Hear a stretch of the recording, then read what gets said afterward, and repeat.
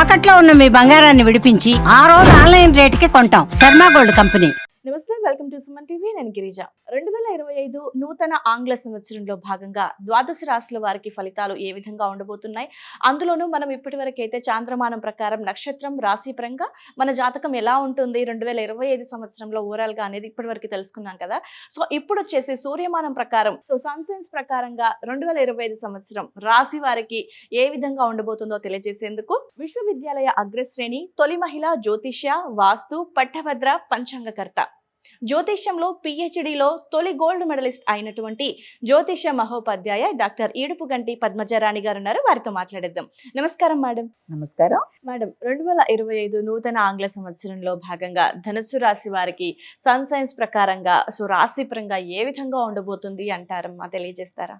ముందుగా ప్రేక్షకులందరికీ కూడా ఈ యొక్క 2025 సంవత్సరం ఆంగ్ల నూతన సంవత్సర శుభాకాంక్షలు తెలియజేస్తున్నాను. Thank you ma'am. మీకు కూడా ఆనంద స్వరూపులైన అందరికీ కూడా ఈ సంవత్సరం తమ తమ రాశి ఫలాలని చూసుకొని దాని ప్రకారం ఆనందకరంగా ముందుకు వెళ్ళి ఆశించిన ఫలితాలు పొందుతారని మనం తెలుసుకుందాం ఇవాళ. మామూలుగా నక్షత్ర పరంగా చూస్తూ ఉంటారు కదా ఎవరైనా సరే. సో మరి కొంతమందికి నక్షత్రాలే ఉండవు అని అంటారు, వాళ్ళకు డేట్ ఆఫ్ బర్త్ అయితే ఉంటుంది. మరి అలాంటి వాళ్ళకి రాశి పరంగా జ్యోతిష్యం అనేది ఏ విధంగా చెప్తారు మ్యామ్? అంటే నువ్వు అన్నట్టుగా ప్రతి వాళ్ళకి కూడా అందరికీ నక్షత్రాలు ఉంటాయి కానీ తెలియదు అంతే. ప్రతి మనిషికి 27 నక్షత్రాల్లోనే ఏదో ఒకటి అవుతుంది, కానీ అది ఏదో కారణం రీత్యా పుట్టినప్పుడు వేయించుకోకపోవడం వల్ల లేకపోతే పెద్ద ఆసక్తి లేకపోవడం వల్ల దాన్ని ఇది చేస్తారు. కానీ అలాంటప్పుడు ఏంటంటే ఎక్కువగా సన్ సైన్స్ రీత్యా చూసుకుంటూ ఉంటారు.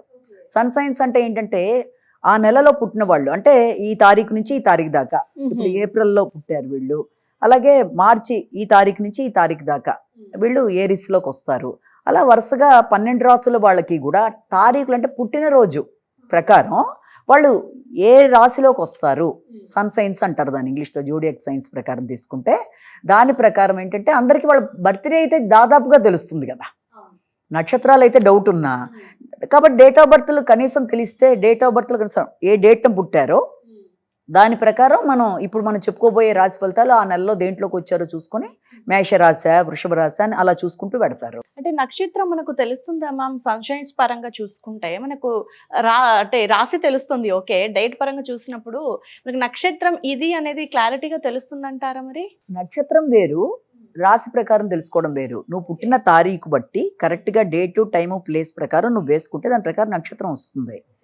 అలాగే కొంతమంది అలా వేయించుకోకుండా వదిలేసిన వాళ్ళకి ఎలా ఉంటుందంటే, అయ్యో మాకు డేట్ ఆఫ్ బర్త్లో డేట్ అయితే తెలుసండి కానీ మాకు రాశి ఫలాలు తెలుసుకోవాలని ఉంది కానీ మాకు నక్షత్రం తెలియదు అన్నప్పుడు అప్పుడు ఏం చేస్తామంటే ఈ రూపంలో, అంటే సన్ సైన్స్ ప్రకారం ఈ తారీఖు నుంచి ఈ తారీఖు మధ్య పుట్టిన వాళ్ళు మేషరాశి, ఈ తారీఖు నుంచి ఈ తారీఖు మధ్య పుట్టిన వాళ్ళు వృషభ రాశి అన్నప్పుడు దాంట్లో ఫలితాలు చూసుకుంటూ వాళ్ళు, అది కూడా దాదాపుగా వాళ్ళకి వీళ్ళకి పెద్ద తేడా అయితే ఉండదు. జనరల్గా ఇలా వెళ్ళే వాళ్ళు ఇలా కూడా పెడతారు. నవంబర్ 22 నుంచి డిసెంబర్ 21 మధ్య పుట్టిన వాళ్ళందరూ కూడా సజిటేరియన్స్ అంటారు, అంటే వీళ్ళని ధనస్సు రాశి అంటారు అనమాట. కాబట్టి ఈ తారీఖుల మధ్య ముఖ్యంగా మనం తీసుకున్నట్లయితే ఈ 22 నవంబర్ నుంచి డిసెంబర్ 21 మధ్య పుట్టిన వాళ్ళందరూ కూడా ఈ యొక్క సన్ సైన్స్ రీత్యా వీళ్ళు సజిటేరియన్స్. కాబట్టి ఈ సజిటేరియన్స్కి ఎలా ఉంటుంది అన్నది ఇప్పుడు మనం చూద్దాం.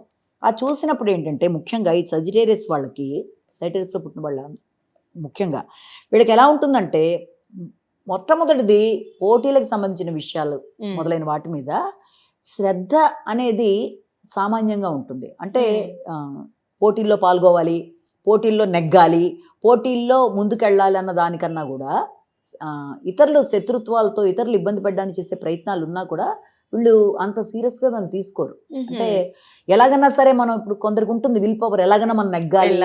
ఆ పోటీల మీద పెద్ద ఆసక్తి అనేది ఉండకపోవడం వల్ల కృషిశీలత అనేది తగ్గుతుంది, కాబట్టి నైపుణ్యాలు తగ్గుతాయి. ఇప్పుడు ఎప్పుడైతే పోటీ ఉన్నప్పుడే కదా నీకు కాంపిటేటివ్ స్పిరిట్స్ ఉంటేనే కదా చదవాలి, ఒక గోల్ కొట్టాలి మనం, అలాంటి దాంట్లో వీళ్ళకి ఇంట్రెస్ట్ ఉండదు. ఇంట్రెస్ట్ ప్రస్తుత పరిస్థితిలో ఉండదు.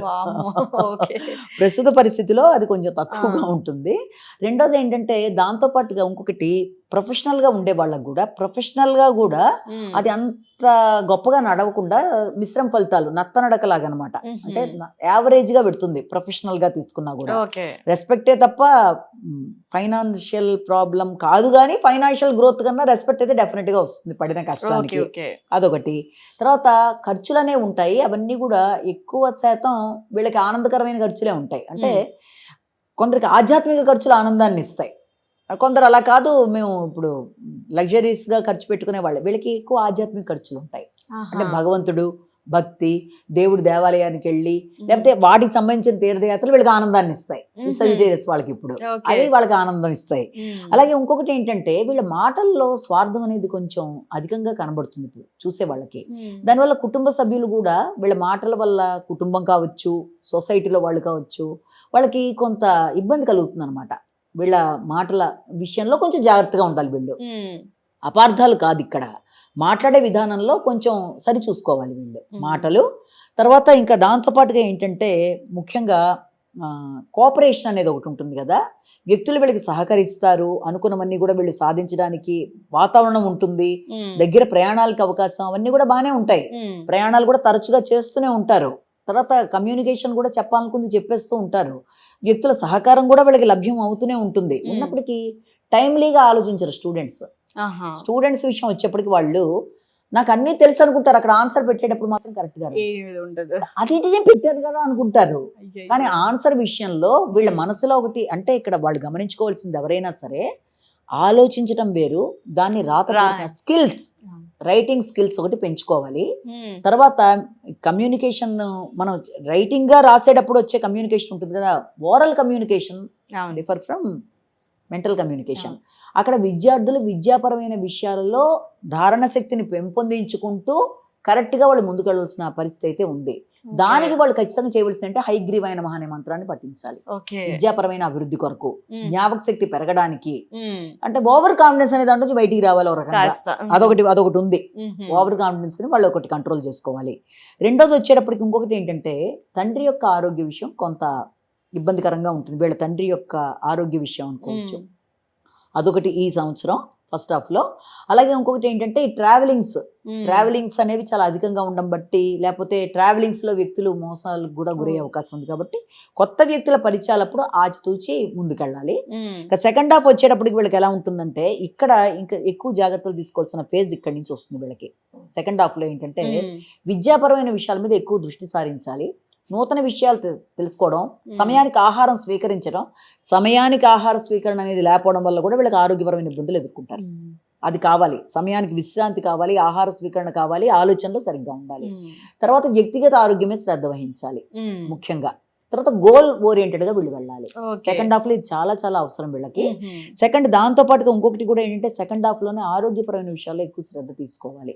ఇక్కడ కూడా అదే అనిపిస్తుంది. తర్వాత ఖర్చులు కూడా ఆరోగ్య సంబంధమైన ఖర్చులకి వాటికి ఎక్కువ అవకాశాలు ఉన్న రీత్యా నిర్లక్ష్యం తగదు. అనారోగ్య సూచనలు ఏమన్నా ఉన్నా సర్లే అని కొట్టిపారేయకుండా వీళ్ళెంతవరకు ఆరోగ్యాన్ని అప్పటికప్పుడు జాగ్రత్తగా చూసుకుంటూ ముందుకు వెళ్ళాలి. ఆర్థిక సంబంధమైన విషయాల్లో కూడా ఖర్చు పెట్టేటప్పుడు చూసుకుంటూ ముందుకు వెళ్ళాలి. ముఖ్యంగా మాట్లాడేటప్పుడు శ్రద్ధతో మాట్లాడాలి, గౌరవం ఇచ్చి గౌరవం తీసుకోవాలి. ఒక మాట చెప్పాలంటే అది చాలా అవసరం. ఇవన్నీ తర్వాత గృహ సంబంధమైన విషయాలు, గృహ నిర్మాణం కొరకు వీళ్ళు చేసే ప్రయత్నాలు కొంతవరకు అనుకూలంగానే ఉంటాయి, ఖచ్చితంగా అవి అనుకూలంగా ఉంటాయి. కానీ ఏంటంటే మాత్రం ఆహార స్వీకరణ, విద్య, తర్వాత సౌఖ్యాలు, వీటి విషయంలో కొంత కేర్ తీసుకుంటూ ముందుకు వెళ్ళాలి. తర్వాత మాత్రం హైయర్ ఎడ్యుకేషన్ కోసం డిస్టెన్స్ ప్లేస్లకు వెళ్ళడానికి ప్రయత్నం చేసే విద్యార్థులు సెకండ్ హాఫ్ బాగుంటుంది. అంటే విద్యాపరంగా చాలా మంది మేము ఫారిన్ కంట్రీస్ లో వెళ్తామనో, లేకపోతే అక్కడ రిలేటెడ్ గా ఎడ్యుకేషన్ ఇక్కడ చదివే వాళ్ళు ఇలాంటివన్నీ ఉంటాయి కదా, అవి కూడా కొంతవరకు అనుకూలంగానే ఉంటాయి. ప్లస్ స్పిరిచువల్ జర్నీస్ అంటే వీళ్ళకి చాలా చాలా ఇంట్రెస్ట్, అది ఎక్కువ ఉంటుంది వీళ్ళకి. సో భక్తి భావన ఎంతున్నా మనకేమి నిరుపయోగం ఉండదు కదా. సో అది చాలా మంచిది. సో ఓవరాల్ గా మ్యామ్ చూసుకుంటే కనుక పొలిటీషియన్స్ కి, లేడీస్ కి ఎస్పెషల్లీ, సో ఆల్రెడీ స్టూడెంట్స్ గురించి చెప్పేశారు, మరి రైతులకి, కళాకారులకి ఓవరాల్ గా ఎలా ఉంటుంది? వ్యాపారస్తులకి, వ్యవసాయదారులకి, కళాకారులకి, స్త్రీలకి, వీళ్ళందరికీ ఫస్ట్ హాఫ్ బాగుంటుంది. ఓకే.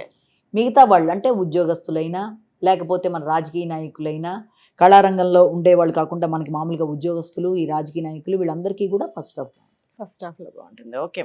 సో చాలా చక్కగా, చాలా నీట్గా, క్లియర్ కట్గా వాళ్ళకి ఎలా ఉంటుంది అని తెలియజేశారు. నమస్తే.